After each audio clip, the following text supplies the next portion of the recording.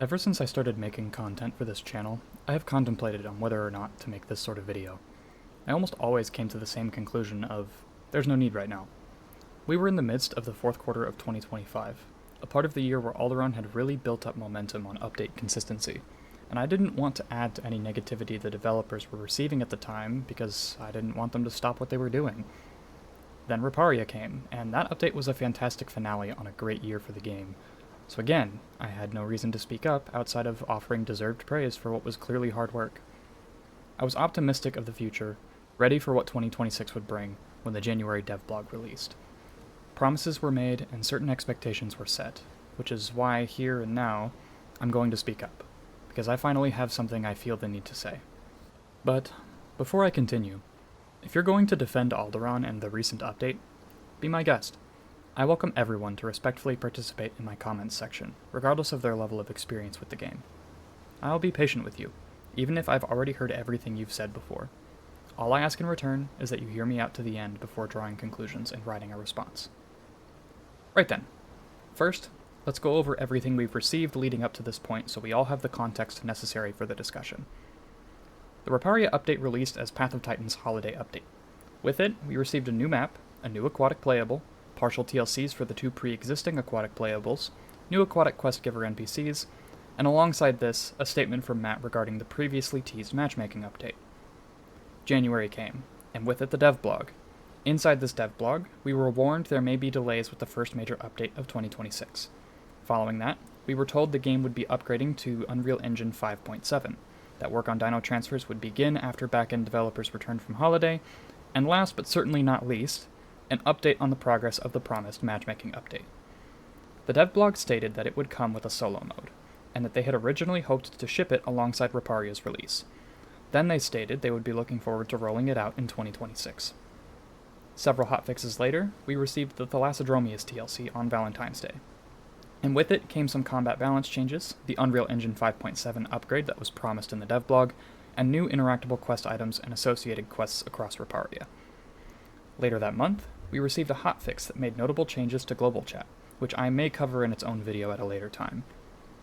More hotfixes, and then yesterday, on March 6th, we received the finishing touches on the Kai TLC, a handful of balance changes, and some more quest improvements for Dryfang Canyon, Hollow Hills, Palm Islands, and Wind Tunnels. At last, we arrive at the point of this video. The new quest items around the map, while adding new visual improvements to the areas they're found in, have resulted in even more collect quest bloat and left certain POIs, such as Redwoods, vacant of player traffic due to the tediousness of the updated quests in those locations. I had been under the impression we were going to be cycling those quests out, not making them even worse to engage with. I understand we're waiting on AI dinos for a large portion of the more engaging quest types we've been promised, but what's going on with the collect quests right now is unsustainable, and the quantity of items some of these quests are asking for need to be seriously dialed back if the developers expect players to try and engage with them. Most importantly, the matchmaking update is still nowhere to be found. In December, we were told that the update would be coming early this year, but we're fast approaching the end of this year's first quarter, and now we're being told that it's going to release in parts, with the solo mode being the first thing to get implemented. The last piece of content we were told would be releasing in parts was the questing update, the first of which released all the way back in November of last year. 4 months later, and we still haven't seen herbivores benefit from any quest giver NPCs, not to mention the previously stated collect quest bloat. So you'll have to forgive me if the news about matchmaking releasing in parts doesn't exactly fill me with hope. I understand that every update pushes us closer to the game's finished state and brings us closer to the PvPvE experience the developers envision, but I can't help but be disappointed at the current rate of progress. The high expectations set by Matt's final thoughts on the January devblog were bold, and left me cautiously optimistic. It's unfortunate that I feel now that the caution was warranted.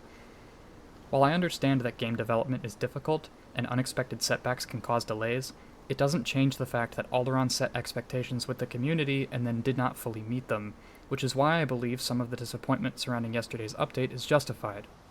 However, I don't want this video to be all doom and gloom. Despite the fact it's already March, it's also only March. Alderon still has the rest of the year to live up to that lofty golden era Matt talked about, but they've got a lot of work to do to live up to the expectations they set for us. I appreciate all the hard work you do, Alderon, but I don't appreciate being let down. Accountability has to be taken when it is due. That said, I'm not angry about what you've done. I am watching to see what you do next. I'll continue to wait patiently as I always have, and hope that you can prove my fears wrong. The ball's in your court, Alderon. Show us what you've got.